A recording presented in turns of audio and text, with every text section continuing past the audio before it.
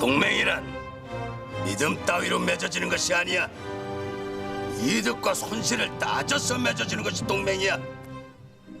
어제의 적이 오늘의 동지가 되는 일이 요즘 글로벌 자동차 업계에서 빈번해지고 있습니다.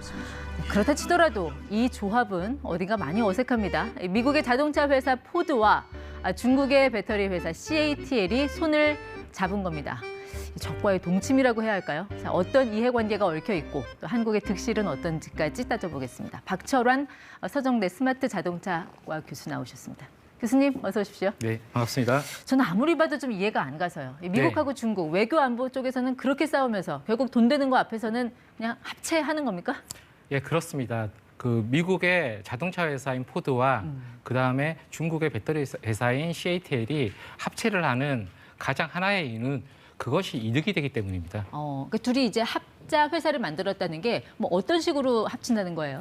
현재 자동차 회사인 포드가 지분 100%를 다 소유하고 예. 배터리 회사인 CATL이 기술이라든지 이러저러한 것들을 제공하는 방식으로 진행될 것으로 알려져 있습니다. 아니 지분은 100% 포드가 다 가져가면서 중국은 기술을 다 내준다? 이게 글쎄 중국이 뭐 바보가 아닌 이상 뭐 이런 계약 안 했을 것 같은데 뭔가 이면 계약이 있지 않을까요? 이면 계약보다는요. CATL 입장에서도 그 합차 회사의 지분을 100% 미국에 준다 하더라도 얻을 것들이 많기 때문에 그렇습니다. 어떤 거요? 일단은 그 보시면은 우리나라 회사들은 합자를 할 때 50대 50으로 하고 있고요. 네. 포드와 CATL은 100대 0으로 하고 있거든요. 이렇게 되면은 향후에 우리나라가 합자를 신규로 하려고 할 때 예. 그 진출 자체가 막힐 가능성이 상당히 높습니다. 즉 CATL이 이런 방식으로 나오게 됐을 때 의도를 하고 나오는 건지는 모르겠습니다만 네. 제가 뭐 여담으로 말씀드리면은 신의 한 수라고 보고 있거든요. 그러니까 한국 배터리 기업을 좀 밀어낼 수 있는 네, 뭔가 어떻게 어떤 보면은 전략적인 방법이 될 거다. 먼저 나가 있는 한국 배터리 기업들을 이제 밀어내고 중국의 기업들이 미국에 진출하기 위해서 네. 아주 중요한 포석을 했다고 보시면 됩니다.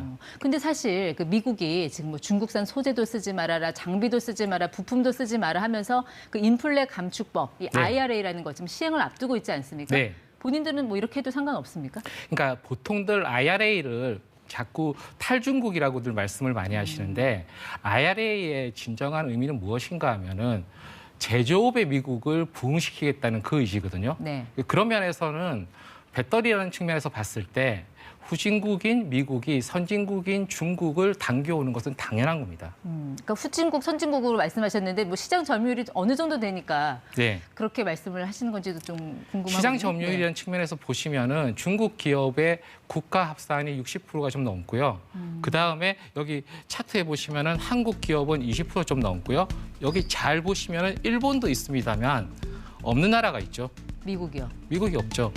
그러니까 어떻게 보면 이 그림을 보셨을 때 그 미국이 없다는 부분을 잘 보셔야 돼요. 네. 그러니까 미국은 배터리에 관한 후진국입니다. 그래서 어떻게 보면은 이 차트에 있는 한국, 일본, 중국과 모두 네. 당겨와서 미국에 와서 사업을 하라는 것이 바로 예. IRA 법의 핵심입니다. 그러니까 사실 IRA 법안에는 뭐 소재, 부품, 장비 쓰지 말라고 했지 기술을 쓰지 말라는 말은 없으니까 그걸 어떻게 보면 약간 우회해서 갔다 뭐 이렇게 볼 수도 있겠네요. 말씀하신 것처럼 광물 규정이라든지 부품 규정은 있습니다만 기술 규정이 없거든요. 네. 그래서 이거를 혹자분들은 자꾸 우회라고 말씀을 하시는데 저는 오히려 중국이 IRA 규정을 정확히 이해하고 뚫어낸 거라고 말하고 싶습니다. 근데 누가 봐도 그건 꼼수인 것 같은데 아무리 봐도요. 네. 제가 보기에는 오히려 IRA의 취지 자체가 미국의 제조업의 부흥이기 때문에 배터리 선진국인 중국도 또한 네. 미국에 와서 미국 기업이 돼서 사업을 하라는 그 취지에 중국이 따른 것이죠. 예. 그럼 그동안 우리가 미국에서 그 배터리 시장 먹으려고 그렇게 많은 돈 들여가면서 뭐 공장도 짓고 하지 않았습니까? 네. 실제로 포드가 SK온하고 또 협력을 하고 있는 주요 파트너이기도 하고요. 그럼 네. 우리만 뒤통수 맞은 거예요? 뒤통수를 맞았다고 보긴 좀 그렇고요. 왜냐하면은 그래도 우리나라 기업들, 우리나라 배터리 회사들과 미국의 자동차 회사는 합자를 할 때 50대 50으로 합자를 했고 그 중국의 CATL은 전향적으로 포드한테 100%를 줬거든요. 예. 그래서 어떻게 보면 불리한 조건으로 보이는 거죠. 근데 이게 향후 문제가 될 수 있는 게 어떤 점인가 하면은 네. 향후에 신규 합자를 할 때 우리나라 배터리 회사라든지 다양한 회사들이 미국과 합작을 할 때 50대 50 균형이 깨질 가능성이 예. 있습니다. 이러면은 우리나라 산업기술보호법에 의거해서 그렇죠. 진출이 불허될 수 있기 때문에 어떻게 보면 CATL이 외통수를 뒀다고 보셔도 됩니다. 근데 우리 SK온 같은 경우 이제 오늘 조금 전에 나온 기사를 보니까요. 자회사, 그러니까 포드하고 합작하고 있는 자회사에 한 2조 원 넘는 돈을 뭐 네. 추가로 자본을 투입을 하기로 했다. 이런 네. 게 다 어떤 이 포드와 그 중국의 그 합작 여기에 좀 대응하기 위한 그런 전략이라고 봐야 될까요?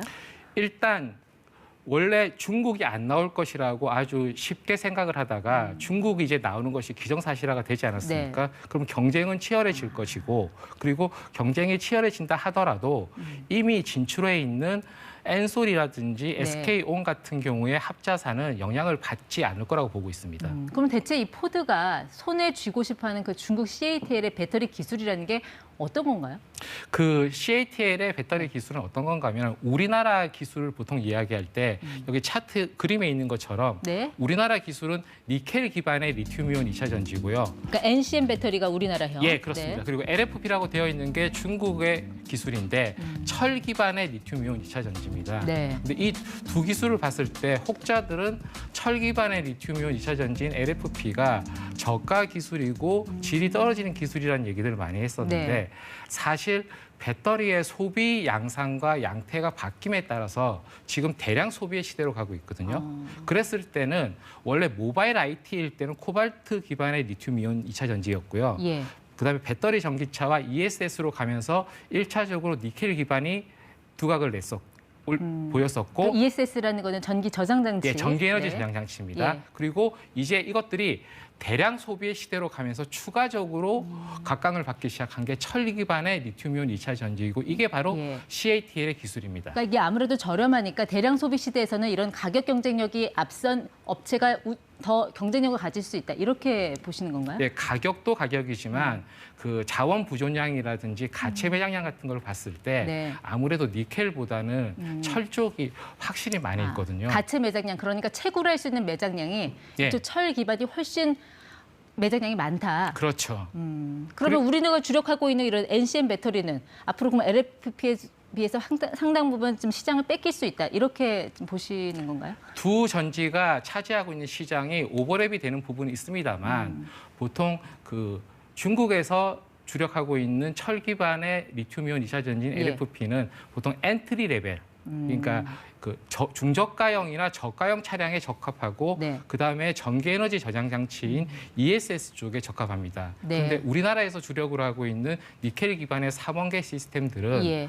좀 고성능이라든지 고가라든지 또 네. 특히 그 트레일러 같은 계열은 우리나라에서 주력을 하고 있는 니켈 기반의 2차 전지가 아니면 안 됩니다. 근데 이제 LFP 배터리의 가장 취약한 점으로는 에너지 밀도가 낮아서 이게 주행 거리가 NCM에 비해서 좀 짧다라는 거.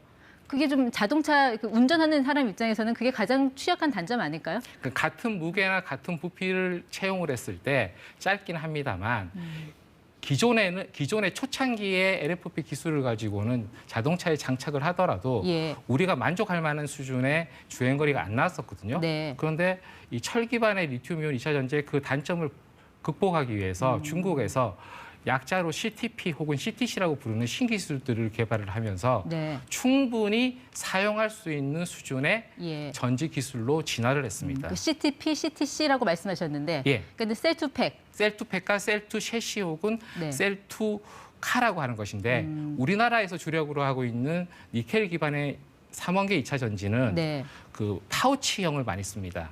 그러다 보니까 중간에 모듈이라는 게 있어요. 근데 모듈이 없는 방식으로 네. 그러니까 셀, 모듈, 그다음에 팩으로 갈 때 예. 모듈 없이 바로 셀에서 팩으로 간다고 해서 셀2팩이라고 합니다. 그러니까 그 빈 공간을 없애고 더 많은 배터리를 장착을 해서 에너지 밀도를 높인다 이렇게 보면 되는 예, 건가요? 그래서 이걸 얘기할 때 셀 에너지 밀도는 철 기반의 LFP가 떨어지지만 네. 그 CTP와 CTC 기술을 채용을 하면서 팩 에너지 밀도가 충분히 쓸만한 예. 수준으로 올라와 있습니다. 그럼 이제 중국 CATL이 이런 어떤 가격 경쟁력, 원가 절감 이런 거 앞세워서 좀 치킨 게임에 이미 들어갔다고 보십니까? 치킨 게임에 들어갔다고 볼 수 있는 보도가 안 그래도 어젠가 그제 나왔었는데 네. 그 CATL이 자사의 LFP라든지 배터리를 배타적으로 사용하는 고객에 하나요. 예. 10에서 20% 정도의 가격을 할인해 주겠다는 얘기를 하기 시작했거든요. 예. 그래서 그 선언 자체가 치킨 게임을 시작했다라고 보시면 되고 여기에 하나 덧붙여가지고 이러한 것이 뜻하는 것이 무엇인가 하면은 중국은 이제 보조금이 점점 사라질 것이거든요. 보조금이 없는 시대를 준비하고 있는 겁니다. 알겠습니다. 그러면 어쨌든 반도체는 기술 집약이었으니까 우리가 강세였지만 이 배터리는 자원 집약이라 자원 빈국인 우리로서는 뭔가 좀 플랜 B가 있어야 될 것 같은데 좀 어떤 것 좀 제언을 좀 해주실 수 있을까요? 이 전쟁에서 살아남기 위한 우리의 어떤 배터리 업체에 대한 제언? 일단 지금 치킨 게임이 시작된 상황에서 주도권을 지금 중국이 잡고 있는 건 틀림이 없거든요. 네. 그래서 그러한 전략을 제가 이 자리에서 뭐 몇 초라든지 몇 분 사이에 단번에 말씀드릴 수 있는 전략은 없고요. 다만 우리가 이제 이 상황에서 점점 밀릴 것은 확연하기 때문에 장기적인 네. 오히려 재건 플랜을 준비해야 되지 않을까 싶습니다. 알겠습니다.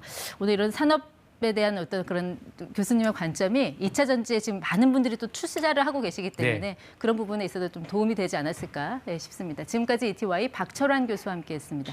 고맙습니다.